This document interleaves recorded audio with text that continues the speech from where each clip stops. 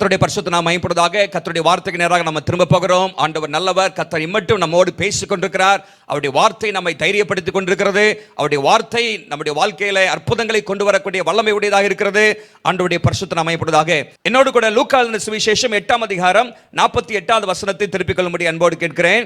ஆண்டவராகிய இயேசு அங்கே சொல்கிறார், அவர் அவளை பார்த்து, மகளே திடன்கொள் என்று அங்கே சொல்லுற பார்க்கிறோம். மகளே திடன்கொள், மகனே திடன்கொள் என்று ஆண்டவராய் இயேசு கிறிஸ்து இங்கே சொல்ல நம்ம பார்க்கிறோம். ஆண்டவருடைய பரிசுத்த நாமம் மகிமைப்படுவதாக.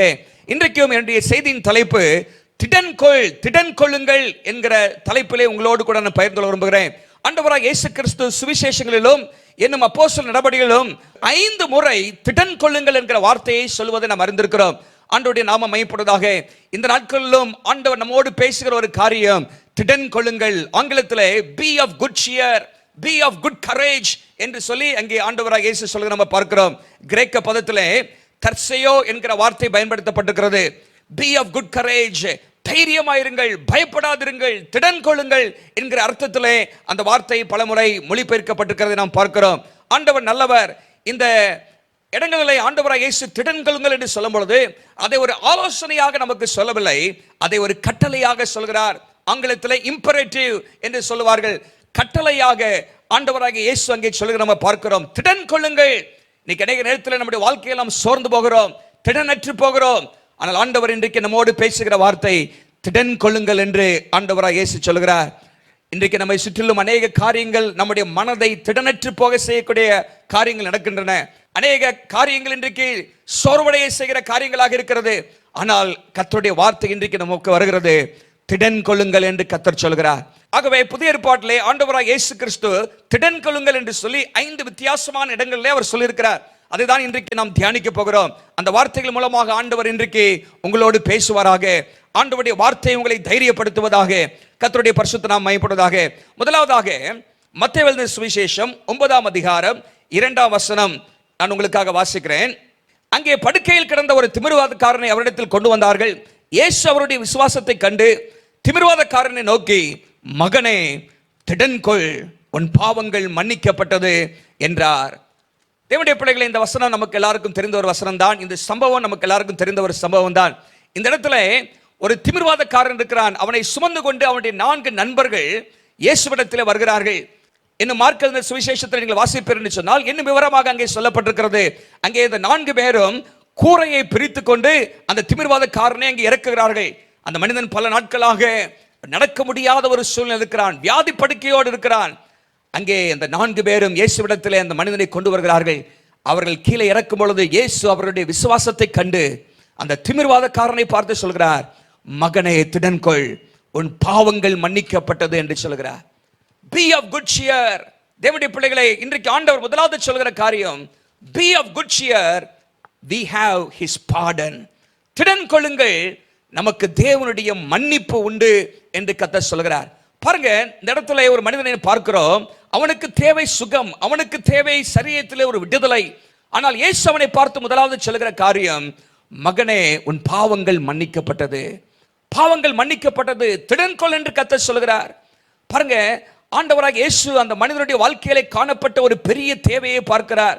அவனுடைய சரீர சுகத்தை பார்க்கிலும், அவனுடைய வாழ்க்கையிலே அவன் எழுந்து நடப்பதை பார்க்கிலும், அவனுடைய ஆத்துமா ரட்சிக்கப்பட வேண்டும், அவனுடைய ஆத்துமா பாவ மன்னிப்பை பெற வேண்டும் என்று சொல்லி கர்த்தர் அங்கே அறிந்தவராக, இந்த சுகத்தை காட்டிலும் பாவ மன்னிப்பு ஒரு மனிதனுக்கு அவசியம் என்பதை உணர்ந்தவராக ஆண்டவராக இயேசு அங்கே சொல்கிறார், உன் பாவங்கள் மன்னிக்கப்பட்டது என்று சொல்லி.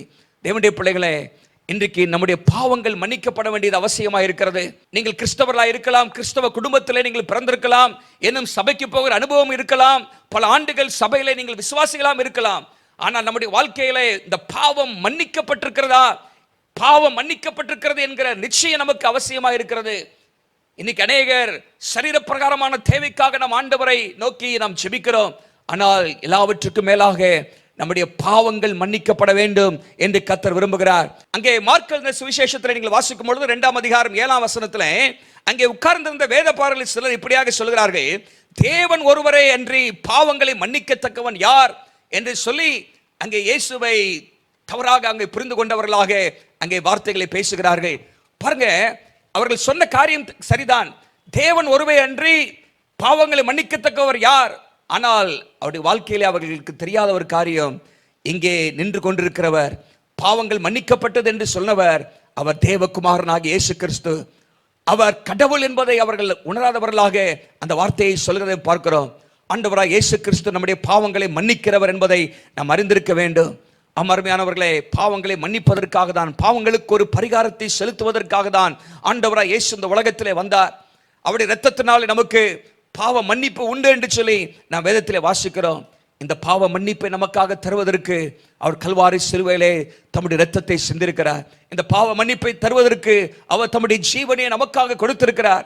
ஆகவே உங்களுடைய பாவங்கள் மன்னிக்கப்பட வேண்டும் என்று கர்த்தர் விரும்புகிறார். இந்த நாட்களிலே உங்களுடைய பாவங்களை அறிக்கை செய்யுங்கள். பிசாசு இன்றைக்கு அநேகரை பார்த்து சொல்லிக் கொண்டிருக்கிறான், அநேகரை இன்றைக்கு குற்றப்படுத்திக் கொண்டிருக்கிறான். அவனுடைய வேலையை குற்றப்படுத்துகிற வேலைதான். ஆனால் நீங்கள் அதற்கு இடம் கொடுக்க கூடாது. உங்களை பார்த்து ஆண்டவர் சொல்கிறார், திடன் கொள்ளுங்கள், உங்கள் பாவங்கள் மன்னிக்கப்பட்டது. நம்முடைய வாழ்க்கையிலே நம்முடைய பாவங்களை அறிக்கை செய்யும் பொழுது ஆண்டவர் நம்முடைய பாவங்கள் எல்லாவற்றையும் மன்னிக்கிறார் என்று வேதம் சொல்கிறது. 1 யோவான் 1:9 வாசிக்கிறோம், நம்முடைய பாவங்களை நாம் அறிக்கையிட்டால் நம்முடைய பாவங்களை மன்னித்து எல்லா அநியாயத்தை நீக்கி நம்மை சுத்திகரிப்பதற்கு அவர் உண்மையும் நீதியும் உள்ளவராய் இருக்கிறார். அவருடைய இரத்தத்தினாலே பாவ மன்னிப்பாகி மீட்பு உண்டு என்று சொல்லி எபேசியர் 1:7 கொலோசியர் 1:14 வாசிக்கிறோம். நம்முடைய ஆண்டவர் மன்னிக்கிற தேவன், மன்னிக்கிற தேவன். ஆகவே நம்முடைய பாவங்கள் மன்னிக்கப்பட்டிருக்கிறது என்ற நிச்சயம் நமக்கு ஒரு பெரிய திடனை கொடுக்கிறது, நமக்கு ஒரு பெரிய தைரியத்தை கொடுக்கிறது, நம்முடைய வாழ்க்கையில ஒரு பெரிய நிச்சயத்தையும் அது தருகிறது. இன்னைக்கு அநேகர் நிச்சயம் இல்லாதபடிக்கு மரித்து கொண்டிருக்கிறார்கள். இந்த மரணத்துக்கு பிற்பாடு ஒரு வாழ்க்கை உண்டு என்பதை அறியாதவர்களாக இந்த உலகத்திலே பாவ மன்னிப்பை பெறாதபடிக்கு வாழ்ந்து கொண்டிருக்கிறார்கள். ஆனால் இன்றைக்கு உங்களுக்கு வருகிற செய்தி, திடன் கொள்ளுங்கள், உங்கள் பாவங்கள் மன்னிக்கப்பட்டது. ஆண்டவராகிய இயேசுவிடத்தில் ஒரு மனிதன் வரும் பொழுது அவருடைய பாவங்களை இயேசு மன்னிக்கிறார். அவரிடத்திலே மன்னிப்பு உண்டு. ஏசாயா 55:7 வாசிக்கிறோம், அவர் மன்னிக்கிறதற்கு தயை பிரித்திருக்கிறார் என்று சொல்லப்பட்டிருக்கிறது. சங்கீதம் 86:5 வாசிக்கிறோம், அவர் மன்னிக்கிற தேவன் என்று சொல்லப்பட்டிருக்கிறது. சங்கீதம் 135 உம்மிடத்தில் மன்னிப்பு உண்டு என்று சொல்லப்பட்டிருக்கிறது. அமர்மையானவர்களே, நம்முடைய ஆண்டவராகிய இயேசு நம்முடைய பாவங்களை மன்னித்தவர், நம்முடைய பாவங்களை இன்றைக்கு மன்னிக்கிறவர். ஆகவே திடன் கொள்ளுங்கள், உங்களுடைய பாவத்தை இயேசு மன்னிக்கிறார். உங்களுக்கு ஒரு புதிய வாழ்க்கையை ஆண்டவர் தருகிறார். இந்த உலகத்தினுடைய ஆசீர்வாதங்களை தருவது அவருக்கு எளிது. ஆனால் உங்களுடைய பாவத்தை மன்னிப்பதற்காக அவர் கல்வாரி சிலுவையிலே தம்முடைய ஜீவனையே தந்திருக்கிறார். அவருடைய இரத்தத்தை நமக்காக சிந்திருக்கிறார் என்பதை நாம் அறிந்து கொள்ள வேண்டும். நம்முடைய பாவத்தை எப்படி மன்னிக்கிறார்? நீங்கள் வேதத்திலே சில வசனங்களை வாசிக்கும் பொழுது அந்த வசனங்கள் நமக்கு ஒரு நிச்சயத்தை கொடுக்கிறது. சங்கீதம் 103:12 மேற்குக்கும் கிழக்குக்கும் எவ்வளவு தூரமோ அவ்வளவாய் நம்முடைய பாவத்தை நம்மை விட்டு அகற்றிவிட்டார் என்று அங்கே போடப்பட்டிருக்கிறது. அவுட் ஆஃப் ரீச், நம்ம பார்க்கக்கூடாத அளவில் நம்முடைய பாவங்களை நம்மை விட்டு அகற்றிவிட்டார். ஒருவர் தன்னுடைய புத்தகத்தில் எழுதும்போது இப்படியாக எழுதுகிறார், வட துருவம் தென் துருவம் என்று இருக்கிறது. வடக்குக்கும் தெற்குக்கும் என்று சொன்னால் அங்கே ஒரு லிமிட் இருக்கிறது. அங்கே ஒரு குறிப்பிட்ட எல்லைக்கு போனால் அங்கே அந்த எல்லை அடைந்து விட முடியும், வட துருவம் தென் துருவம் என்று சொல்லி. ஆனால் மேற்கு துருவம் கிழக்கு துருவம் என்று இல்லை, அது போய்கொண்டே இருக்கும், போய்கொண்டே இருக்கும். ஆகவே அவ்வளவாய் நம்முடைய பாவங்களை நம்மை விட்டு அகற்றிவிட்டார் என்று சொல்லப்படுகிறது. மீகா 7:19 நம்முடைய பாவங்கள் எல்லாவற்றையும் கடலின் ஆழங்களில் அவர் போட்டுவிட்டார். Out of sight, not only out of reach, out of sight. உங்களுடைய பாவத்தை எல்லாவற்றையும் அவர் கடலின் ஆழங்களில் போட்டுவிட்டார் என்று சொல்லப்பட்டிருக்கிறது. எபிரேயர் 10:17 உடைய பாவங்களை நான் நினையாதிருப்பேன் என்று சொல்கிறார். Out of memory. நம்முடைய பாவங்களை அவர் மன்னிக்கிறது மாத்திரமல்ல, அதை மறந்து விடுகிற தேவனாகவும் இருக்கிறார். அமர்மையான எத்தனை பெரிய அன்பு அது! எத்தனை பெரிய தெய்வமாக நம்முடைய ஆண்டவர் இருக்கிறார். பிசாசு நம்முடைய பாவங்களை சொல்லிக்கொண்டே இருப்பான், நம்மை குற்றச்சாட்டி கொண்டே இருப்பான். நீங்கள் அவனை பார்த்து சொல்லணும், இயேசு என்னுடைய பாவத்தை மன்னித்து விட்டார் என்று சொல்லி. தேவனுடைய பிள்ளைகளை, திடன் கொள்ளுங்கள், உங்களுடைய பாவங்கள் மன்னிக்கப்பட்டிருக்கிறது. இன்னைக்கு அநேகர் குற்ற மனசாட்சியோடு வாழ்ந்து கொண்டிருக்கிறார்கள். ஆனால் இன்றைக்கு உங்களுடைய பாவத்தை இயேசுவுடைய சமூகத்திலே அறிக்கை செய்வீர் என்று சொன்னார். ஆண்டவரிடத்திலே இயேசுவே என்னுடைய பாவத்தை மன்னியும் என்று சொல்லுவீர் என்று சொன்னார். உங்களுடைய பாவத்தை மன்னிப்பார். ஆகவே திடன் கொள்ளுங்கள் என்று கர்த்தர் சொல்கிறார். Be of good cheer, we have his pardon, we have his forgiveness. அவருடைய பாவ மன்னிப்பு நமக்கு இருக்கிறபடினாலே ஆண்டவர் நம்மை பார்த்து சொல்கிறார், நீங்கள் சோர்ந்து போக வேண்டிய அவசியம் இல்லை. ஆண்டவர் உங்களுக்கு ஒரு புதிய வாழ்க்கையும் புதிய ஆசீர்வாதத்தையும் தர அவர் ஆயத்தமாக இருக்கிறார். இரண்டாவதாக, திடன் கொள்ளுங்கள் என்று சொல்லி யாரை பார்த்து எந்த இடத்துல சொல்கிறார் இயேசு? மத்தேயு 9ஆம் அதிகாரம் 22ஆம் வசனத்தை நீங்கள் வாசித்து பாருங்கள். அங்கே இப்படி சொல்லப்பட்டிருக்கிறது. இயேசு திரும்பி அவளை பார்த்து, மகளே திடன்கொள், உன் விசுவாசம் உன்னை ரட்சித்தது என்றார். அந்நேரம் முதல் அந்த ஸ்திரீ சொஸ்தமானாள். மகளே திடன்கொள் என்று இங்கே ஒரு பெண்ணை பார்த்து ஆண்டவர் சொல்கிறார். 12 வருடமாக உதிரப்போக்கினால் இந்த பெண் மிகவும் கஷ்டப்பட்டாள் என்று சொல்லி இந்த வேத பகுதியில் நாம் வாசிக்கிறோம். அமர்மையானவர்களே, வேதம் எங்கே சொல்லுகிறது, அவள் எல்லா மருத்துவர்களையும் அவள் பார்த்தால் ஒருவரும் அவளுக்கு உதவி செய்ய முடியவில்லை. தன்னுடைய பணத்தை எல்லாவற்றையும் செலவழித்து விட்டாள். ஆனால் பணத்தின் மூலமாக அவருடைய வாழ்க்கையிலே சுகத்தை அவள் பெற்றுக்கொள்ள முடியவில்லை. ஒரு நாள் இயேசுவிடத்தில் வல்லமை இருக்கிறது என்பதை கேள்விப்பட்டாள். இயேசுவின் வல்லமை எப்படிப்பட்ட வியாதியும் சுகமாக்கக்கூடியது என்பதை அவள் கேள்விப்பட்டாள்.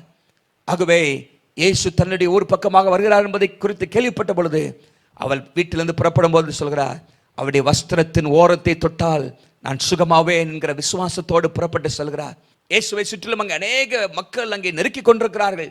ஆனால் அதையும் பொருட்படுத்தாதபடிக்கு அந்த கூட்டத்துக்குள்ளாக சென்று இயேசுவின் வஸ்திரத்தின் ஓரத்தை தொடுகிறார். இயேசுவிடத்திலிருந்து வல்லமை புறப்பட்டது என்று வாசிக்கிறோம். மார்க் 5ஆம் அதிகாரம் 30ஆம் வசனத்தில் நீங்கள் வாசிக்கும் பொழுது இயேசுவிடத்திலிருந்து வல்லமை புறப்பட்டது. அந்த வல்லமை அவளை தொட்டபடினாலே அந்த நேரமே அவள் சுகமடைந்தாள் என்று சொல்லப்பட்டிருக்கிறது. தேவனுடைய பிள்ளைகளே, நான் சொல்ல வேண்டிய இரண்டாவது காரியம் என்னவென்று சொன்னால், be of good cheer, we have his power. திடன் கொள்ளுங்கள், நமக்கு தேவனின் வல்லமை உண்டு. நமக்கு ஆண்டவர் தம்முடைய வல்லமையை தருகிறார்.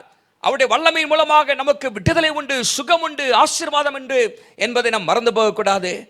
இந்த பெண்ணை குறித்து நாம் பார்க்கிறோம். பல ஆண்டுகளாக அவள் வேதனைப்பட்டு கொண்டிருந்தாள். அவருடைய பணமோ மருத்துவர்களோ ஒன்றும் அவளுக்கு ஒன்று செய்ய முடியவில்லை. பயங்கரமான கஷ்டத்தில் இருந்தாள். ஆனால் இயேசுவை தேடி வந்த பொழுது இயேசு தம்முடைய வல்லமை அவளுக்கு கொடுத்தார். அமர்மையானவர்களே, திடன் கொள்ளுங்கள், திடன் கொள்ளுங்கள் நான் சொல்கிறேனே. ஆண்டவராக இயேசு சொன்னதாக நம்ம இங்கே வாசிக்கிறோமே. இந்த வசனங்கள் எல்லாவற்றையும் நீங்கள் பார்க்கும் பொழுது ஒவ்வொரு இடத்திலும் ஆண்டவராக இயேசு கிறிஸ்து ஏதாகிலும் ஒன்றை நமக்கு தருகிற தேவனாக இருக்கிறார். ஆகவே அவர் தருகிற அந்த ஆசீர்வாதங்களை நாம் பெறும் பொழுது நம்முடைய வாழ்க்கையில் நாம் சோர்ந்து போக வேண்டிய அவசியம் இல்லை. முதலாவது சொன்னேன், பாவ மன்னிப்பை தருகிறார். ஆகவே நீங்கள் திடன் கொள்ளுங்கள். இரண்டாவதாக தம்முடைய வல்லமை உங்களுக்காக தருகிறார். ஆகவே திடன் கொள்ளுங்கள் என்று வேதம் அங்கே சொல்லி நம்ம பார்க்கிறோம். அவளுக்கு இருந்த விசுவாசம் என்ன? அவருடைய வஸ்திரத்தின் ஓரத்தை தொட்டால் நான் சுகமாவேன் என்று விசுவாசத்தோடு புறப்பட்டு சொல்கிறார். இன்னைக்கு அநேகருக்கு அப்படிப்பட்ட விசுவாசம் இல்லை. இயேசு சர்வ வல்லமை உள்ளவர் என்பதை நாம் மனதளவிலே அறிந்திருக்கிறோம். ஆனால் செயலளவிலே நாம் அவரை நம்புவதில்லை. அவருடைய வல்லமையை பெற்றுக்கொள்ள நாம் ஆயத்தமாகவில்லை. பல காரியங்களை நாம் நாடி தேடுகிறோம். பணத்தை நம்பி போகிறோம், மனதினை நம்பி போகிறோம். இந்த பெண்ணுடைய வாழ்க்கையில் அவைகளெல்லாம் அவளுக்கு ஒன்றும் உதவி செய்ய முடியவில்லை. ஆனால் இயேசுவின் வல்லமை அவருடைய வாழ்க்கையில் இந்த பிரச்சனைக்கு ஒரு முடிவை கொண்டு வந்தது என்று சொல்லப்பட்டிருக்கிறது. திடன் கொள்ளுங்கள், திடன் கொள்ளுங்கள். இயேசுவின் வல்லமை உங்களுக்கு உண்டு. எந்த பகுதியிலே உங்களுடைய வாழ்க்கையில் இயேசுவின் வல்லமை வெளிப்பட வேண்டும் என்று சொல்லி நீங்கள் ஜெபித்துக் கொண்டிருக்கிறீர்கள். இந்த பெண் 12 வருஷமாக அவருடைய வாழ்க்கையில் தீர்வு இல்லாதபடிக்கு அலைந்து கொண்டிருந்தால், நீதிமொழிகள் 13ஆம் அதிகாரம் 12ஆம் வசனம் சொல்கிறது, நெடுங்காலமாய் காத்திருத்தல் இருதயத்தை இளைக்க பண்ணும், ஆனால் விரும்பினது வரும்பொழுதோ ஜீவ விருட்சம் போல் இருக்கும் என்று அங்கே சொல்லப்பட்டிருக்கிறது. இந்த பெண்ணுடைய வாழ்க்கையிலே ஒரு குறிப்பிட்ட நேரத்தில் இயேசு அவருடைய ஊருக்கு வந்த பொழுது அவருடைய வாழ்க்கையிலே நெடுங்காலமாய் காத்திருந்த ஒரு காரியத்திலே அவளுக்கு ஒரு ஆசீர்வாதத்தை ஆண்டவர் தந்தார், சுகத்தை ஆண்டவர் தந்தார், தம்முடைய வல்லமை அவருடைய வாழ்க்கையிலே விளங்க பண்ணினார் என்று சொல்லி நம்ம பார்க்கிறோம். அமர்மையானவர்களே, உங்களுடைய வாழ்க்கையில் எந்த பகுதியிலே தேவ வல்லமை உங்களுக்கு தேவை? இன்னைக்கு ஆண்டவருடைய வல்லமை உங்களுடைய வாழ்க்கையில புறப்பட்டு வர ஆயத்தமாக இருக்கிறது.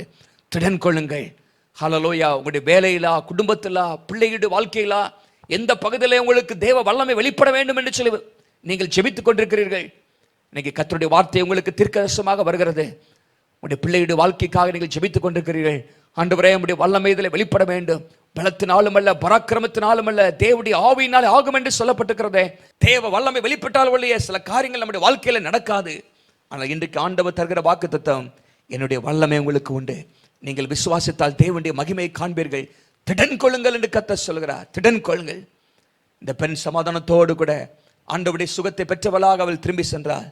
இன்னைக்கு உங்களுக்கும் தேவ வல்லமை ஆண்டவர் தர ஆயத்தமாக இருக்கிறார். விசுவாசத்தோடு அவருடைய சமூகத்துக்கு வர்றதுக்கு ஆயத்தமாக இருக்கிறீர்களா? விசுவாசத்தோடு அவரை நோக்கி கூப்பிட நீங்கள் ஆயத்தமாக இருக்கிறீர்களா? அந்த பெண்ணை பார்த்து சொன்னது போல இன்றைக்கு உங்களை பார்த்து சொல்கிறார், மகளே திடன்கொள், மகனே திடன்கொள், என்னுடைய வல்லமை உனக்கு உண்டு.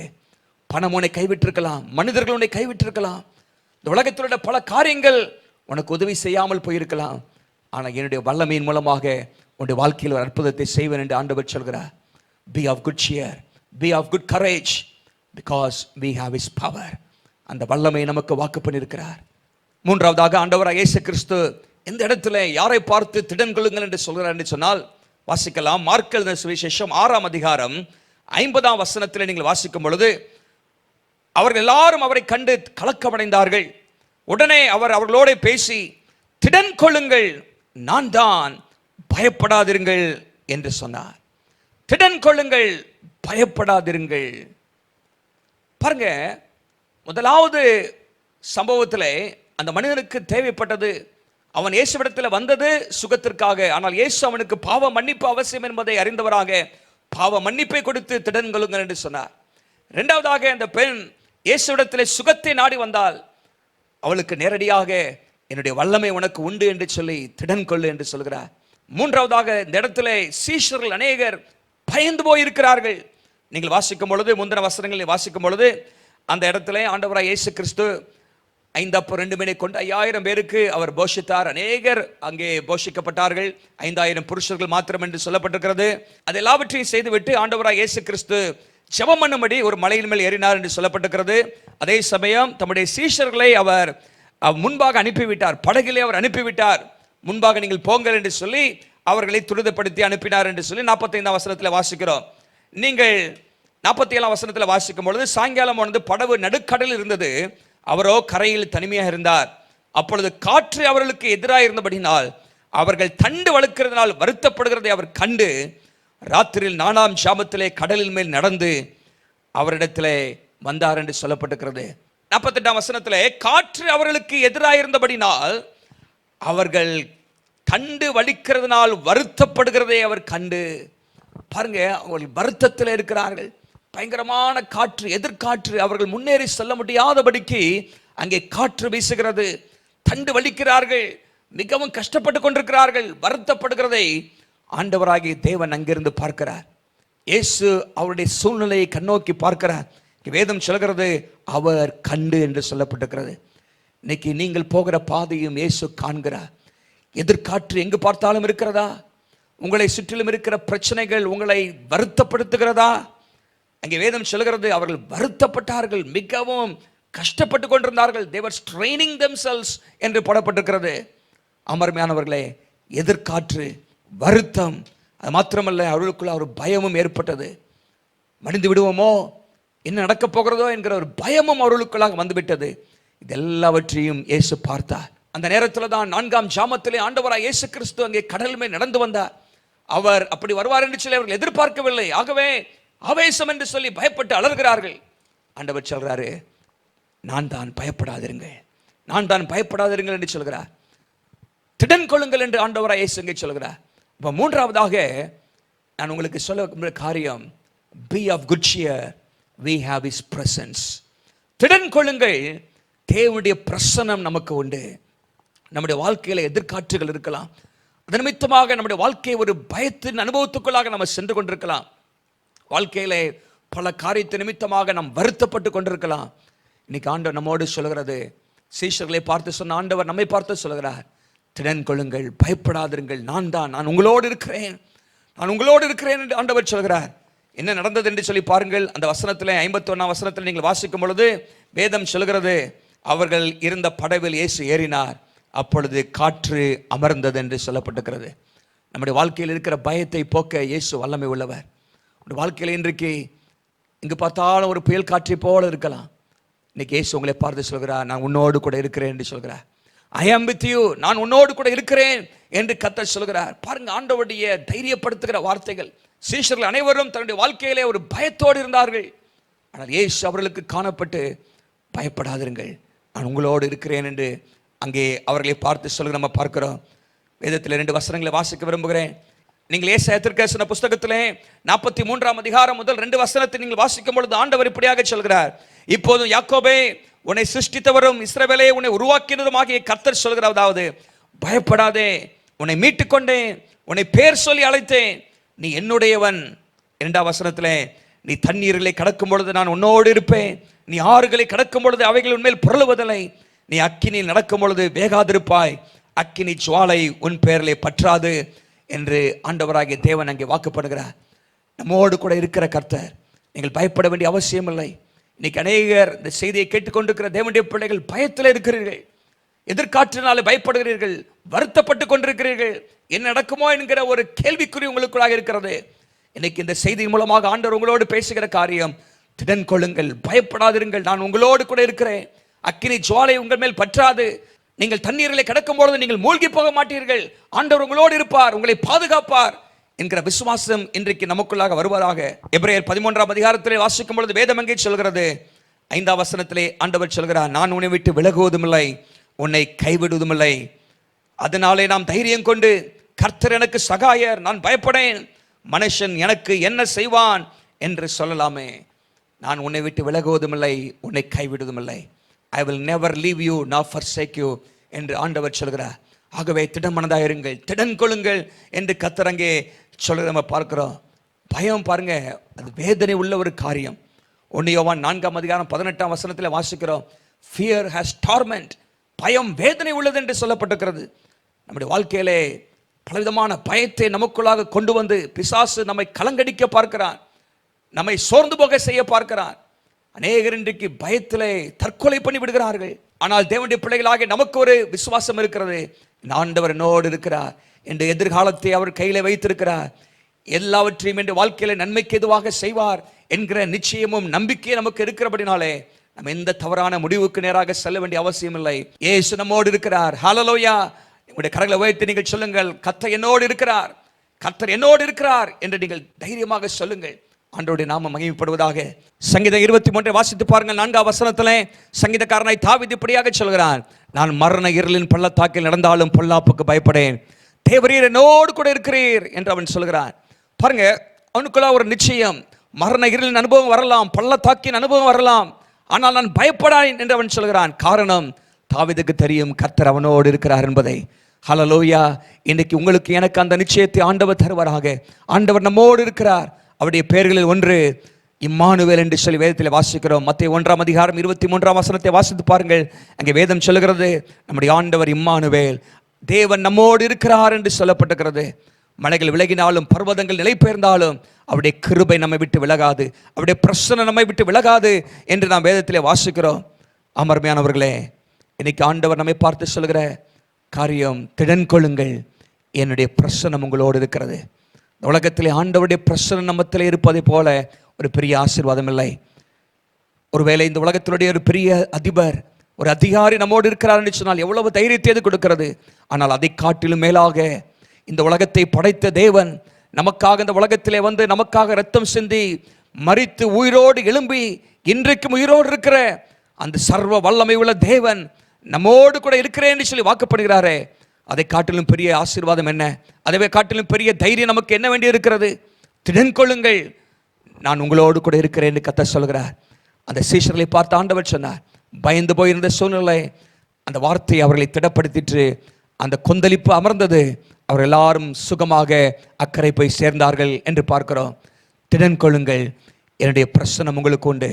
திடன் கொள்ளுங்கள், தேவனுடைய பிரசன்னம் நமக்கு உண்டு என்று கர்த்தர் சொல்கிறார். 4வதாக ஆண்டவராக இயேசு கிறிஸ்து இன்னொரு சூழ்நிலை திடன் கொள்ளுங்கள் என்று ஆண்டவர் அங்கே சொல்ல நம்ம பார்க்கிறோம். எல்லாருக்கும் தெரிந்த வசனம் தான், நான் உங்களுக்காக வாசிக்கிறேன்.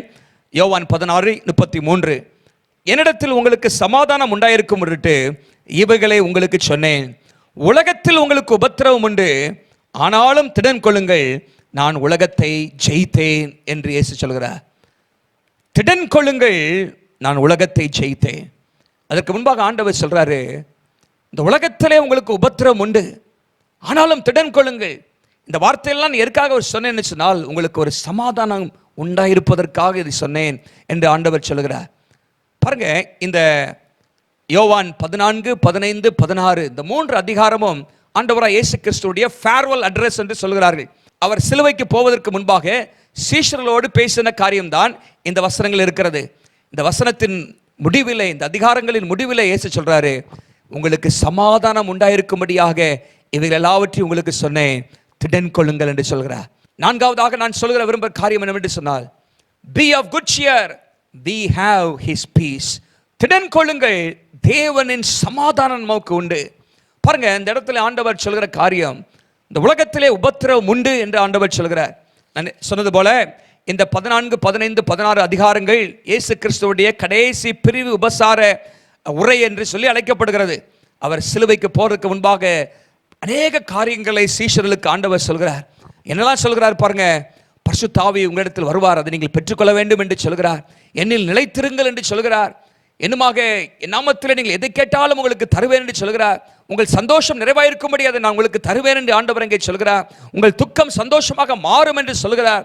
உபத்திரம் வரும், பிரச்சனைகள் வரும், ஆனாலும் சோர்ந்து போகாதிருங்கள் என்று ஆண்டவராக இயேசு பல காரியத்தை அங்கே சொல்கிறார். இதெல்லாம் சொன்னதுக்கு காரணம், இதை நீங்கள் நினைவு கூர்ந்து உங்களுக்குள்ளா ஒரு தெய்வீக சமாதானத்தை நீங்கள் பெற்று வாழ வேண்டும் என்று ஆண்டவர் அங்கே சொல்கிறத நம்ம பார்க்கிறோம். பாருங்க, இந்த உலகத்தில் உபத்திரம் உண்டு. In this world we have tribulation. நமக்கு உபத்திரம் இருக்கலாம், இல்லாமல் இல்லை. இந்த இடத்துல திருத்தமாக சொல்லப்பட்டிருக்கிறது, உலகத்திலே உபத்திரம் உண்டு. You will have tribulation. இன்னைக்கு அநேகர் உபத்திரவத்தை குறித்து பல தவறான எண்ணங்களை உடையவர்களாக இருக்கிறார்கள். ஆங்கிலத்தில் மித்ஸ் என்று சொல்லுவோமே, there are many myths about tribulation and trials. அநேகர் சொல்கிறார்கள், உபத்திரம் வரும்பொழுது நீ பாவம் செய்து விட்டாய், அதனால தான் உபத்திரம் என்று சில குற்றச்சாட்டுகளை நம்ம பார்க்கிறோம். யோபுடைய நண்பர்கள் அதை தான் செய்தார்கள். தவறாக புரிந்து கொண்டு அப்படிப்பட்ட குற்றத்தை அவன் மேல் சாட்டினார்கள். சிலர் சொல்லுவது, நீங்கள் ஆவியின்படி நடக்காவிட்டால் உங்களுக்கு துன்பங்கள் வரும். என்னமாக தேவனுடைய சித்தத்தின் மையத்தில் இல்லாவிட்டால் உங்களுக்கு துன்பம் வரும். விசுவாசத்தில் நீங்கள் நடக்காவிட்டால் துன்பம் வரும் என்றெல்லாம் சொல்கிறார்கள். ஆனால் அப்படி அல்ல. நீங்கள் விசுவாசத்தில் நடக்கும் பொழுது துன்பங்கள் வரும். நீங்கள் தேவ சித்தத்தின் மையத்தில் இருக்கும் பொழுதும் துன்பம் வரும். நீங்கள் ஆவியிலே நடத்தப்படும் பொழுதும் துன்பங்கள் வரும். ஆனால் அந்த துன்பத்தின் மத்தியிலும் ஒரு தெய்வீக சமாதானத்தை ஆண்டவர் நமக்கு தருகிறார். ஒரு தெய்வீக சமாதானத்தை ஆண்டவர் தருகிறார். Tribulations and trials are inevitable in our lives. நம்முடைய வாழ்க்கையில அது தவிர்க்க முடியாததாக இருக்கிறது. உபத்திரவங்கள் உண்டு. ரட்சிக்கப்படாதவர்களுக்கும் உபத்திரவம் உண்டு. இந்த உலகத்தில் இருக்கிற எல்லாருக்கும் உபத்திரவம் உண்டு. ஆகதான் யோபு 14:1 அவர் சொல்கிறார், ஸ்திரீயிடத்தில் பிறந்தவன் வாழ்நாள் குறுகினவனும் சஞ்சலம் மிகுந்தவனுமாயிருக்கிறார். இந்த உலகத்திலே ஒரு ஸ்திரீயின் வயிற்றிலே பிறந்த எல்லாரும் அவர்கள் துன்பத்துக்குள்ளாக செல்கிறார்கள். பாடுகள் உண்டு, சஞ்சலங்கள் உண்டு, கஷ்டங்கள் உண்டு. ரட்சிக்கப்பட்டவர்களுக்கும் துன்பங்கள் உண்டு. நாம் ஆண்டவருக்காக வாழும் பொழுது, பரிசுத்தமாக வாழ முயற்சி எடுக்கும் பொழுது நமக்கு அநேக பாடுகள், கஷ்டங்கள் வருகிறது. 1 தீமோத்தேயு 3:12 வாசிக்கும் பொழுது, இந்த உலகத்திலே தேவ பக்தியாய் நடக்க மனதாயிருக்கிறவர்கள் துன்பப்படுவார்கள் என்று அங்கே பவுல் அப்போஸ்தலன் சொல்கிறார்.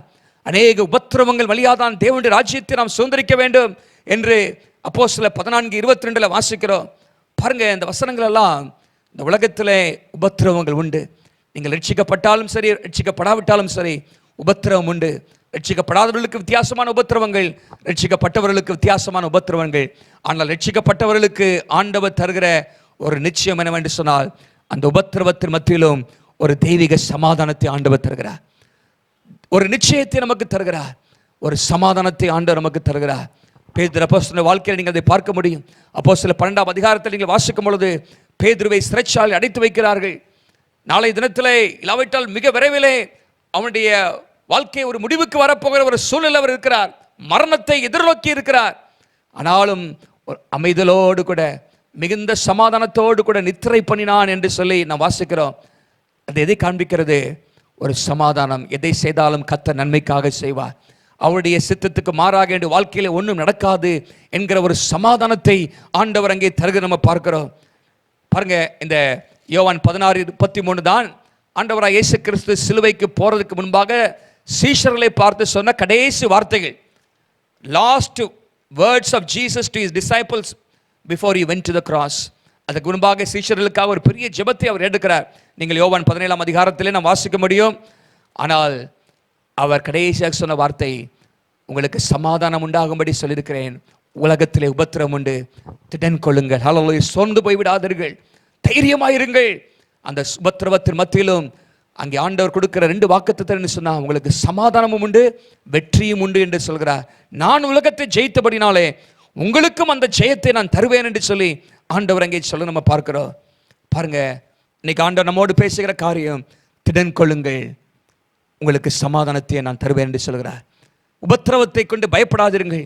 உபத்திரம் எல்லாருக்கும் உண்டு. ஆண்டவருக்காக பயபக்தியாய் நீங்கள் நடக்க மனதாக இருக்கும் பொழுதே உபத்திரவங்கள் உண்டு. எதிர்ப்புகள் வரும், பிரச்சனைகள் வரும், பாடுகள் வரும். ஆனால் அது மத்தியிலே இந்த உலகம் கொடுக்க முடியாத ஒரு பெரிய சமாதானத்தை ஆண்டவர் நமக்கு தருகிறார். அதே இடத்துல தான் யோவான் 14ஆம் அதிகாரத்திலே அந்த ஃபேர்வெல் அட்ரஸ், அந்த கடைசி வார்த்தைகளில் தான் இயேசு சொல்கிறார். யோவான் 14:27 அவர் என்ன சொல்கிறார்? உலகம் கொடுக்க முடியாத சமாதானத்தை நான் உங்களுக்கு தருகிறேன், என்னுடைய சமாதானத்தை உங்களுக்கு தருகிறேன் என்று ஆண்டவராக இயேசு அங்கே சொல்லி நம்ம பார்க்கிறோம். அருமையானவர்களே, உபத்திரவத்தை கண்டு சோர்ந்து போய் விடாதீர்கள். ஆண்டவர் சொல்கிறார், திடன் கொள்ளுங்கள் என்று சொல்கிறார். ஆண்டவராக இயேசு இந்த பாதையிலே கடந்து சென்றார், ஜெயம் பெற்றவராக வெளியே வந்தார். நீங்களும் ஜெயம் பெறுவீர்கள், உங்களுடைய வாழ்க்கையில் அற்புதத்தை நீங்கள் காண்பீர்கள் என்று ஆண்டவர் அங்கே சொல்ல நம்ம பார்க்கிறோம். ஆண்டவர் தருகிற சமாதானம் எப்படிப்பட்டது? It is an unique peace, ஒரு தனிச்சிறப்பு வாய்ந்த ஒரு சமாதானமாக இருக்கிறது. நீங்கள் பிலிப்பியர் 4:7 வாசிக்கும் பொழுது எல்லா புத்திக்கும் மேலான தேவ சமாதானம் என்று சொல்லப்பட்டிருக்கிறது. Peace which transcends, surpasses all understanding. ஆண்டவர் அப்படிப்பட்ட ஒரு சமாதானத்தை ஆண்டவர் நமக்கு தருகிறார். ஏசாயா 26:3 நீங்கள் வாசிக்கும் பொழுது பூர்ண சமாதானம் என்று சொல்லப்பட்டிருக்கிறது. உம்மை உறுதியாய் பற்றி கொண்ட மனதை உடையவன் உண்மையே நம்பியிருக்கிறபடியால் அவனுக்கு பூர்ண சமாதானத்தை ஆண்டவர் தருவேன் என்று சொல்லி கர்த்தர் அங்கே வாக்கு பண்ணியிருக்கிறார். நல்லா கவனிங்க, ஆண்டவர் அந்த சமாதானத்தை நீங்கள் பெற்று தைரியமாக இருக்கணும், திடமாக இருக்கணும்னு கர்த்தர் விரும்புகிறார். வாழ்க்கையில் சோர்ந்து போய் விடாதீர்கள், எல்லாவற்றையும் ஆண்டவர் நன்மைக்கு ஏதுவாக மாற்றுவார். உங்களுடைய வாழ்க்கையிலே ஆண்டவர் வெற்றியின் பாதையிலே உங்களை நடத்துவார் என்பதிலே சந்தேகமில்லை. சீஷர்களை பார்த்து சொன்ன ஆண்டவர் இன்றைக்கு உங்களை பார்த்து சொல்கிறார், திடன் கொள்ளுங்கள், என்னுடைய சமாதானத்தை உங்களுக்கு தருகிறேன். நான் உலகத்தை ஜெயித்தேன், இந்த உலகத்தில் உபத்திரவம் உண்டுதான், ஆனாலும் திடன் கொள்ளுங்கள் என்று கர்த்தர் சொல்கிறார். ஹல்லேலூயா. அருமையானவர்களே, சோர்ந்து போய் விட வேண்டாம். நம்மை சுற்றி நடக்கிற காரியங்கள், நம்முடைய வாழ்க்கையிலே தனிப்பட்ட வாழ்க்கையில் நடக்கிற காரியங்கள், இன்னைக்கு எல்லாருடைய வாழ்க்கையிலும் சில பாதிப்புகள் ஏற்பட்டிருக்கிறது. ஏதோ ஒரு விதத்தில் இன்றைக்கு நாம் பாதிக்கப்பட்டிருக்கிறோம். ஆனால் கர்த்தருடைய வார்த்தை இன்றைக்கு நமக்கு நேராக வருகிறது, திடன் கொள்ளுங்கள், be of good courage, be of good cheer, மகிழ்ச்சியாக இருங்கள், தைரியமாக இருங்கள், நான் உங்களோடு கூட இருக்கிறேன் என்று கர்த்தர் சொல்கிறார். கடைசியாக ஆண்டவராக இயேசு யாரை பார்த்து திடன் கொள்ளுங்கள் என்று சொன்னார் என்றால், சுவிசேஷங்களை கடந்து அப்போஸ்தலர் நடபடிகளிலே அப்போஸ்தலர் 23ஆம் அதிகாரம் 11ஆம் வசனத்திலே நீங்கள் வாசிக்கும் பொழுது அங்கே பவுலை பார்த்து ஆண்டவர் சொல்கிறார், அன்று ராத்திரிலே கர்த்தர் பவுலின் அருகே நின்று, பவுலே திடன் கொள், நீ என்னை குறித்து எருசலேமிலே சாட்சி கொடுத்தது போல ரோமாவிலும் சாட்சி கொடுக்க வேண்டும் என்றார். பவுலே திடன் கொள் என்றார். எந்த சூழ்நிலை ஆண்டவர் சொல்கிறார் என்று சொன்னால், அப்போஸ்தலனாகிய பவுலை நியாயமற்ற முறையிலே அவர்கள் கைது செய்து விட்டார்கள். எருசலேமிலே அவரை பிடித்து கொண்டு போகிறார்கள். அவர் அங்கே மரணத்துக்கு நேராக செல்லக்கூடிய சூழ்நிலை ஏற்படுகிறது. He was facing the threat of death. அங்கே மரணம் நேரிடுமோ என்கிற ஒரு சூழ்நிலை அவருக்கு ஏற்படுகிறது. நீங்கள் தொடர்ந்து இருக்கிற வசனங்களை நீங்கள் வாசிக்கும் பொழுது அப்போஸ்தலர் 23:12 வசனத்தை வாசிக்கும் பொழுது, விடிய காலமான பொழுது யூதரில் சிலர் ஒருமித்து தாங்கள் பவுலை கொலை செய்யும் அளவும் புசிப்பதும் இல்லை குடிப்பதும் இல்லை என்று சபதம் பண்ணிக்கொண்டார்கள். இப்படி கட்டுப்பாடு பண்ணிக்கொண்டவர்கள் 40 பேருக்கு அதிகமாக இருந்தார்கள். பாருங்க, நாங்கள் சாப்பிட மாட்டோம், குடிக்க மாட்டோம், பவுலை கொண்டு போடுற வரைக்கும் நாங்கள் அதை செய்ய மாட்டோம் என்று சொல்லி அவர்கள் சபதம் எடுத்துக்கொண்டார்களாம். அந்த நேரத்தில் தான் அந்த ராத்திரியில் பவுலுக்கு ஆண்டவர் தரிசனமாகி சொல்றாரு, பவுலே திடன் கொள், யாரும் உன் மேலே கைப்பட முடியாது. என்னை குறித்து நீ எருசலேமிலே சாட்சி கொடுத்தது போல நீ ரோமாபுரியில் சாட்சி கொடுக்க வேண்டும். நீ போக வேண்டிய தூரம் வெகு தூரமாக இருக்கிறது.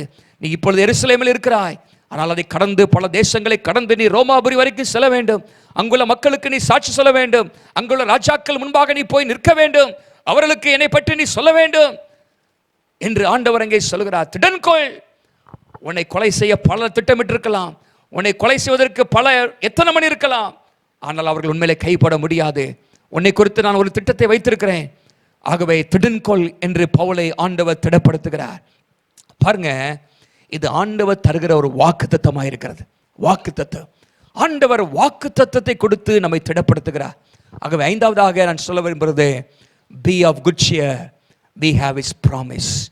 Be of good cheer, we have his promise. திடன் கொள்ளுங்கள், நமக்கு தேவனுடைய வாக்குத்தத்தம் இருக்கிறது. வாக்குத்தத்தம் இருக்கிறது. சூழ்நிலைகள் எதிர்மறையாக இருக்கலாம், ஆனால் கர்த்தருடைய வாக்குத்தத்தம் மாறாதது. இந்த வாக்குத்தத்தத்தை நீங்கள் பார்க்கும் பொழுது ஆண்டவர் என்ன சொல்றாரு, நீ என்னை குறித்து ரோமாபுரியிலே சாட்சி கொடுக்க வேண்டும், அது வரைக்கும் நான் உன்னை கைவிட மாட்டேன் என்று ஆண்டவர் சொல்கிறார். பாருங்க, ஆனால் சூழ்நிலை அவனை கொல்றதுக்கு 40 பேர் திட்டம் பண்ணியிருக்கிறாங்க. எப்படி திட்டம் பண்ணியிருக்கிறாங்க? பவுலை கொல்ற வரைக்கும் நாங்கள் சாப்பிட மாட்டோம், குடிக்க மாட்டோம்னு சொல்லி அவ்வளவு தீர்மானம் பண்ண ஆட்களை ஆண்டவர் அவருடைய எல்லா எண்ணங்களையும் ஆண்டவர் அபத்தமாக்கி போட்டார். ஹல்லேலூயா. அருமையானவர்களே, இன்னைக்கு நம்மை சுற்றிலும் பல காரியங்கள் நடக்கலாம். நம்முடைய குடும்பத்துக்கு விரோதமாக அநேக காரியங்கள் நடக்கலாம். நம்முடைய சரீரத்துக்கு விரோதமாக அநேக காரியங்கள் நடக்கலாம். நம்முடைய வேலைக்கு விரோதமாக அநேக காரியங்கள் நடக்கலாம். இன்னைக்கு ஆண்டவர் நம்மை பார்த்து சொல்கிறார், நமக்காக ஆண்டவர் முன் குறித்த நாளுக்கு முன்பாக யாரும் எதையும் நமக்காக செய்ய முடியாது என்பதை நாம் அறிந்திருக்க வேண்டும். ஹல்லேலூயா. ஆண்டவருடைய வாக்குத்தத்தம் நமக்கு இருக்கிறது. நீங்கள் தொடர்ந்து வாசிக்கும் பொழுது பவுலப்போஸ்தலன் பல காரியங்களுக்கு தப்பி அங்கே ரோமாபுரிக்கு பயணம் செய்ய ஆயத்தமாகிவிட்டார். ஆனால் ரோமாபுரிக்கு பயணம் செய்யும் பொழுது அந்த 27ஆம் அதிகாரத்தை நீங்கள் வாசிக்கும் பொழுது அந்த வாக்குத்தத்தம் அவருடைய வாழ்க்கையில் நடைபெறாதபடிக்கு பல எதிர்ப்புகள், பல போராட்டங்கள், பல எதிர்காற்றுகள் வருகிறத நம்ம பார்க்கிறோம். பாருங்க, கப்பல் பயணத்திலே போய்கொண்டிருக்கும் பொழுது அநேகர் பவுலோடு போய்கொண்டிருக்கிறார்கள். சுமார் 276 பேர் அந்த கப்பலில் போய்கொண்டிருக்கிறார்கள். என்ன நடந்தது? 27:4 வாசிக்கிறோம், எதிர்காற்று வந்தது என்று சொல்லி. மாத்திரமல்ல, 27:17 வாசிக்கும் பொழுது காற்று எதிர்த்து போகக்கூடாதபடி காற்றின் போக்கிலே அவர்கள் கொண்டு போகப்பட்டார்கள். 17ஆம் வசனத்திலே பெருங்காற்று என்று சொல்லப்பட்டிருக்கிறது. இன்னும் 20ஆம் வசனத்தில் நீங்கள் வாசிக்கும் பொழுது வேதம் சொல்கிறது, அநேக நாளாய் சூரியனாவது நட்சத்திரங்களாவது காணப்படாமல் மிகுந்த பெருங்காற்று மழையும் அடித்துக் கொண்டிருந்தபடியால் இனி தப்பி பிழைப்போம் என்கிற நம்பிக்கை முழுமையும் அற்றி போயிற்று. ஆனால் ஆண்டோடைய வாக்குத்தத்தம் என்ன? அவன் ரோமாபுரிலே கர்த்தருக்காக சாட்சி கொடுக்கணும். ஏற்கனவே 40 பேர் அவனை கொல்ல தீர்மானம் பற்றி அவங்க எல்லாவற்றையும் ஆண்டவர் அபத்தமாக்கிட்டார். இப்போ பாருங்க, அடுத்த பிரச்சனை வருது. காற்று, மழை, தப்பி பிழைப்போம் என்கிற நம்பிக்கையே இல்லாத அளவுக்கு பயங்கரமான ஒரு சூழ்நிலை கப்பல் போய்கொண்டிருக்கிறது. ஆனாலும் அந்த நேரத்திலும் மறுபடியும் ஆண்டவர் வந்து அந்த வாக்குத்தத்தத்தை ஞாபகப்படுத்தினார். 25ஆம் வசனத்தில் நீங்கள் வாசிக்கும் பொழுது அங்கே சொல்லப்பட்டிருக்கிறது, ஆனபடியால் மனுஷரே திடமனதாயிருங்கள். இப்போ பவுல் மற்றவர்களை திடமனதாயிருங்கள் என்று சொல்கிறார். எனக்கு சொல்லப்பட்ட பிரகாரமாகவே நடக்கும் என்று நான் தேவனிடத்திலே நம்பிக்கையாக இருக்கிறேன். என்ன ஆண்டவர் சொன்னார்? 24ஆம் வசனத்தில், பவுலே பயப்படாதே, நீ ராயனுக்கு முன்பாக நிற்க வேண்டும். நீ ரோமாபுரியிலே எனக்காக சாட்சி கொடுக்க வேண்டும். ராயனுக்கு முன்பாக நீ நிற்க வேண்டும் என்று ஆண்டவர் அங்கே சொல்லுகிற நம்ம பார்க்கிறோம். 23ஆம் வசனத்தில், ஏனென்றால் என்னை ஆட்கொண்டவரும் நான் சேவிக்கிறவருமான தேவனுடைய தூதனானவன் இந்த ராத்திரியில் என்னிடத்தில் வந்து இந்த காரியத்தை சொன்னான் என்று சொல்கிறார். ஆண்டவருடைய வாக்குத்தத்தம். நம்மை சுற்றிலும் பல காரியங்கள் நடந்து கொண்டிருக்கலாம், ஆனால் அது நம்மை சேதப்படுத்தாது. நமக்கு ஆண்டவருடைய வாக்குத்தத்தம் உண்டு. ஹல்லேலூயா. தேவனுடைய பிள்ளைகளே, வாக்குத்தத்தத்தை பிடித்துக் கொள்ளுங்கள். பவுல் சூழ்நிலையை பார்த்திருப்பார் என்று சொன்னால் சோர்ந்து போயிருப்பார். 40 பேரா என்னை கொலை செய்ய திட்டமிடுவது, சூழ்நிலைகள், எதிர்காற்று, பெருங்காற்று, கடுங்காற்று, தப்பி பிழைப்போம் என்கிற நம்பிக்கை யாருக்குமே இல்லை. 276 பேருக்கும் இல்லை. அங்கே அந்த கேப்டன் ஆஃப் த ஷிப், அந்த கப்பலின் அதிபதிக்கும் அந்த நம்பிக்கையே இல்லை. ஆனால் பவுலுக்கு ஒரு நம்பிக்கை இருந்தது, எனக்கு ஆண்டவர் சொன்ன வார்த்தை தான் நிறைவேறும். ஹல்லேலூயா.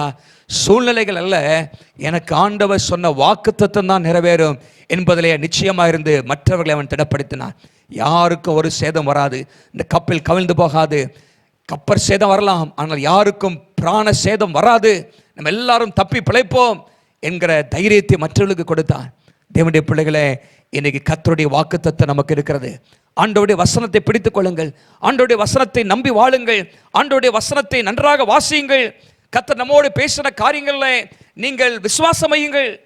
சங்கீதம் 119:92 சங்கீதக்காரன் இப்படியாக சொல்கிறான். சங்கீதம் 119:92, உமது வேதம் என் மனமகிழ்ச்சியாக இராதிருந்தால் என் துக்கத்திலே அழிந்து போயிருப்பேன். ஆண்டவருடைய வசனம் நமக்கு மனமகிழ்ச்சியாக இருக்க வேண்டும். இல்லாவிட்டால் துக்கத்திலே அழிந்து போவோம். பிரச்சனைகள், போராட்டங்களை பார்க்கும் பொழுது நாம் அமிழ்ந்து போவோம். ஆனால் கர்த்தருடைய வசனத்தை நீங்கள் பிடித்துக் கொள்ள வேண்டும் சொன்னார். வானமும் பூமியும் ஒளிந்து போனாலும் கர்த்தருடைய வார்த்தை ஒருபோதும் ஒளிந்து போகாது. கர்த்தருடைய வார்த்தை என்னை உயிர்ப்பித்தது என்று சொல்லி 93ஆம் வசனத்திலே சொல்கிறான். அருமையானவர்களே, இந்த வார்த்தை உங்களை உயிர்ப்பிக்கும். இந்த வார்த்தை உங்களை தைரியப்படுத்தும். இந்த வாக்குத்தத்தமான வார்த்தைகள் உங்களுக்குள்ளாக ஒரு மகிழ்ச்சியை கொண்டு வரும் என்பதிலே சந்தேகமில்லை. நடந்தது என்ன? 28ஆம் அதிகாரத்தில் நீங்கள் வாசிக்கும் பொழுது அப்போஸ்தலர்களே, பவுல் அப்போஸ்தலன் எல்லாத்தையும் கடந்து அவன் ரோமாபுரிக்கு போய் சென்றடைந்தான். அங்கே ஆண்டவருக்கு சாட்சி பகர்ந்தான். அங்கே ராயனுக்கு முன்பாக போய் நின்றான் என்று வாசிக்கிறோம். பிற்பாடு தான் அவனுடைய உயிர் கடந்து சென்றது. அதுக்கு முன்பாக அநேக நிருபங்களை அவன் எழுதி முடிக்க வேண்டியிருந்துச்சு. ஆண்டவருடைய வாக்குத்தத்தம் நிறைவேற வேண்டியது இருந்தது. அதுக்கு பிற்பாடு தான் எல்லாம் நடந்தது. அருமையானவர்களே, உங்களை குறித்த தேவ திட்டம் நிறைவேற வரைக்கும் எந்த ஒரு சூழ்நிலையும் உங்களை சேதப்படுத்த முடியாது. இன்றைக்கு கொரோனா என்கிற ஒரு வாதை உலகத்தை அச்சுறுத்தி கொண்டிருக்கலாம். ஆனால் உங்களை குறித்து ஒரு தேவ திட்டம் இருக்கிறது. அந்த திட்டம் நிறைவேற அன்னைக்கு தான் உங்கள் உயிர் போமே தவிர அதற்கு முன்பாக யாரையும் எந்த ஒரு காரியமும் சேதப்படுத்த முடியாது என்பது தேவனுடைய வாக்குத்தத்தம். ஹல்லேலூயா. ஆண்டவருடைய வேலை வரமட்டும் நாம் அவருடைய வாக்குத்தத்தத்தை பிடித்துக் கொள்வோம், தைரியமாயிருப்போம். இன்னைக்கு ஆண்டவர் சொல்கிறார், பவுலை பார்த்து சொன்ன ஆண்டவர் உங்களை பார்த்து சொல்கிறார், பவுலே பயப்படாதே, திடமனதாயிரு, திடன்கொள், உன்னை குறித்து ஒரு திட்டம் வைத்திருக்கிறேன், என்னுடைய வாக்குத்தத்தத்தை பிடித்துக்கொள், உனக்காக நான் பேசின வார்த்தைகளை பற்றிக்கொள். இந்த வேத வசனத்தை நீங்கள் நன்றாக வாசிக்க வேண்டும். இதை வாசிக்கும் பொழுது தேவ திட்டம் உங்களுக்கு வெளிப்படும், தேவனுடைய வார்த்தை உங்களை உயிர்ப்பிக்கும் என்பதிலே சந்தேகமில்லை. ஆகவே கர்த்தர் இன்றைக்கு சொல்லுகிற காரியம், திடன் கொள்ளுங்கள். நமக்கு தேவனுடைய வாக்குத்தத்தம் உண்டு. பவுலுக்கு தேவ வாக்குத்தத்தம் ஆண்டவர் தந்தார். அந்த வாக்குத்தத்தம் அவனை கடைசி வரைக்கும் தேவனுடைய திட்டம் அவனுடைய வாழ்க்கையில் நிறைவேறும் மட்டும் அது நடத்தி சென்றது என்று பார்க்கிறோம். என்னுடைய வார்த்தையை முடிப்பதற்கு முன்பாக பழைய ஏற்பாட்டிலே ஒரு வசனத்தை உங்களுக்கு நான் காட்ட விரும்புகிறேன். அந்த இடத்துல ஆண்டவர் மறுபடியும் ஒரே வசனத்தில் 3 முறை திடன்கொள் திடன்கொள் திடன்கொள் என்று சொல்கிறதை நம்ம பார்க்கிறோம். ஆகாய் 2ஆம் அதிகாரம் 4ஆம் வசனத்தில் அங்கே சொல்லப்பட்டிருக்கிறது, ஆனாலும் செருபாபேலே நீ திடன்கொள் என்று கர்த்தர் சொல்கிறார். யோசதாக்கின் குமாரனாகிய யோசுவா எனும் பிரதான ஆசாரியனே நீ திடன்கொள், தேசத்தின் எல்லா ஜனங்களே நீங்கள் திடன் கொள்ளுங்கள், வேலையை நடத்துங்கள் என்று கர்த்தர் சொல்கிறார். நான் உங்களுடனே கூட இருக்கிறேன் என்று சேனைகளின் கர்த்தர் சொல்கிறார். பாருங்க, 3 கூட்ட மக்களை பார்த்து ஆண்டவர் சொல்கிறார், செருபாபேலே இல்லாவிட்டால் விசுவாசிகளே, தேவ பிள்ளைகளே திடன் கொள்ளுங்கள் என்று சொல்கிறார். யோசுவா எனும் பிரதான ஆசாரியனே இல்லாவிட்டால் ஊழியக்காரனே, தேவனுக்காக பணி செய்கிறவர்களே திடன் கொள்ளுங்கள், தேசத்தின் எல்லா ஜனங்களே, ரட்சிக்கப்பட்ட எல்லா தேசத்தின் கூட்டத்தாரே நீங்கள் திடன் கொள்ளுங்கள், வேலையை நடத்துங்கள், சோர்ந்து போகாதிருங்கள், நான் உங்களோடு கூட இருக்கிறேன் என்று கர்த்தர் சொல்கிறார். ஏசாயா 35:4 வாசிக்கும் பொழுது, மனம் பதறுகிறவர்களை பார்த்து நீங்கள் பயப்படாதிருங்கள், திடன் கொள்ளுங்கள் என்று கர்த்தர் சொல்கிறார். மனம் பதறுகிறவர்களை பார்த்து, இன்னைக்கு உங்களுடைய வாழ்க்கையிலே மனம் பதறி போயிருக்கிறீர்களா? தொடர்ந்து வேலையை செய்ய முடியாதபடிக்கு பயத்தோடு இருக்கிறீர்களா? இன்னைக்கு ஆண்டவர் சொல்கிறார், வேலையை நடத்துங்கள், தொடர்ந்து முன்னேறி செல்லுங்கள், திடன் கொள்ளுங்கள் என்று உங்களை பார்த்து கர்த்தர் சொல்கிறார். 5 சூழ்நிலைகளில் ஆண்டவராக இயேசு கிறிஸ்து பலரை பார்த்து திடன் கொள்ளுங்கள் என்று சொல்கிறார். முதலாவதாக திமிர்வாதக்காரனை பார்த்து சொன்னார், திடன்கொள், உன் பாவம் மன்னிக்கப்பட்டது. இன்னைக்கு உங்களை பார்த்து ஆண்டவர் சொல்கிறார், உங்களுடைய பாவங்கள் மன்னிக்கப்பட்டது. என்னிடத்தில் நீங்கள் திரும்புவீர் என்று சொன்னால், உங்களுடைய பாவங்களை என்னிடத்தில் அறிக்கை செய்வீர் என்று சொன்னால், உங்களுடைய பாவங்களை மன்னிக்கக்கூடிய வல்லமை எனக்கு இருக்கிறது என்று கர்த்தர் சொல்கிறார். அந்த அதிகாரம் எனக்கு உண்டு, ஏனென்றால் உங்களுக்காக சிலுவையிலே நான் மரித்திருக்கிறேன் என்று இரத்தத்தை சிந்திருக்கிறேன் என்று கர்த்தர் சொல்கிறார்.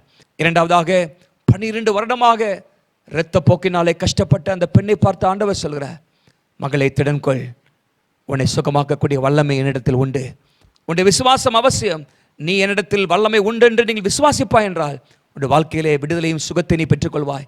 அமர்மையானவர்களே, உங்களுடைய வாழ்க்கையிலே தேவ வல்லமை உண்டு என்று கர்த்தர் சொல்கிறார். எந்த பகுதியில் உங்களுக்கு தேவ வல்லமை வெளிப்பட வேண்டும், இன்னைக்கு ஆண்டவரை சொல்லுங்க, ஆண்டவரை இந்த பகுதியில் உங்களுடைய வல்லமை வெளிப்படுவதாக என்று சொல்லி ஜெபம் பண்ணுங்க. குழந்தை பாக்கியம் இல்லாமல் இருக்கலாம், திருமணம் நடக்காமல் இருக்கலாம், சரீரத்திலே பல ஆண்டுகளாக வியாதியாக இருக்கலாம், இல்லாவிட்டால் வேலை இல்லாத காரியங்களாக இருக்கலாம். ஆண்டவரே இந்த இடத்திலே உங்களுடைய வல்லமை வெளிப்படட்டும் என்று சொல்லி நீங்கள் ஆண்டவரை நோக்கி ஜெபிக்கும் பொழுது கர்த்தருடைய வல்லமை வெளிப்படும். திடங்கொள்ளுங்கள். மூன்றாவதாக ஆண்டவர் சீஷர்களை பார்த்து சொன்னார், அவர்கள் பயந்து போயிருந்தார்கள், மிகவும் வருத்தத்தோடு அங்கே தண்டு வலித்துக் கொண்டிருந்தார்கள். அந்த நேரத்தில் ஆண்டவர் பார்த்து சொல்கிறார், திடன் கொள்ளுங்கள் என்று சொல்லி. உங்கள் வாழ்க்கையில் வருத்தத்தோடு இருக்கிறீர்களா, பயத்தோடு இருக்கிறீர்களா? இன்றைக்கி உங்களை பார்த்து ஆண்டவர் சொல்கிறாரு, பயப்படாதிருங்கள், ஏன் நான் உங்களோடு இருக்கிறேன், நான் உங்களோடு இருக்கிறேன் என்று கர்த்தர் சொல்கிறார். நான்காவதாக, இந்த உலகத்தில் உபத்திரவம் உண்டு, ஆனாலும் திடன் கொள்ளுங்கள் என்று சீஷர்களை பார்த்து சொன்னார். இந்த உலகத்தில் நம்ம எல்லாரும் உபத்திரவத்துக்குள்ளாக கடந்து செல்ல வேண்டி இருக்கிறது. பிரச்சனைகள் உண்டு, பாடுகள் உண்டு, கஷ்டங்கள் உண்டு. அதன் மத்தியிலும் ஆண்டவர் இன்றைக்கு சொல்கிற காரியம், நான் உங்களுக்கு சமாதானத்தை தருவேன், வெற்றியை தருவேன், நீங்கள் பாடுகளை ஜெயித்து வருவீர்கள், உங்களுக்குள்ளாக ஒரு அசையாத ஒரு சமாதானத்தை நான் உங்களுக்கு தருவேன் என்று கர்த்தர் சொல்கிறார்.